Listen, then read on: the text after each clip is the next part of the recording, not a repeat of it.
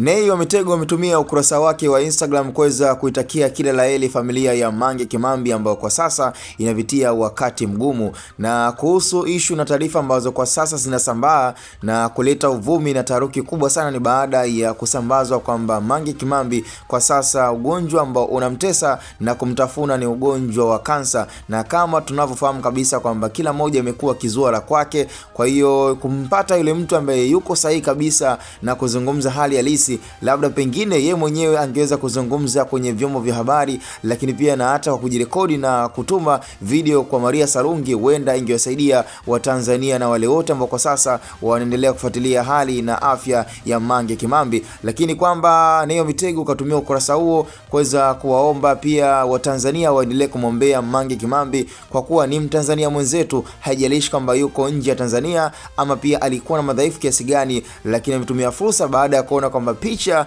na video zinazosambaa kwa sasa, tena baada ya Mange Kimambi yeye mwenyewe kurekodi video na kutuma kwa Maria Sarungi, ambapo Watanzania wengi sana wamechoka. Yani hata kama Mange Kimambi ni mwembamba, lakini kwa huu ugonjwa ambao kwa sasa unamtafuna dada yetu Mange Kimambi, nikielezea pia hali yake ya upumuaji kwa sasa imekuwa ni changamoto, anapumulia gesi, lakini pia kuna tatizo pia lingine ambalo pengine hatujawekwa wazi, ambalo kwa sasa huenda likali namsumbua dada yetu Mange Kimambi. Hivyo ndio maana kuna baadhi ya watu wengine wanakuambia kwamba yani Mange akiweza kutoboa ndani ya siku 7 basi ni majaliwa mengine tu ambayo yatakuwa yameweza kutokea, ili mradi aendelee kuishi kama kawaida. Lakini kwa jinsi ambavyo taarifa tulizonazo na mpaka muda huu tunavyozidi kuongea kwamba kadiri siku zinavyozidi kwenda, kadiri muda unavyozidi kusogea, hali na afya ya Mange Kimambi inazidi kuwa ni mbaya kabisa. Hivyo ndio maana Nay wa Mitego kaamua kuambia Watanzania na kuwaomba kwamba huu ni muda na wakati wa kuendelea kumwombea, haijalishi alikuwa na madhaifu kiasi gani,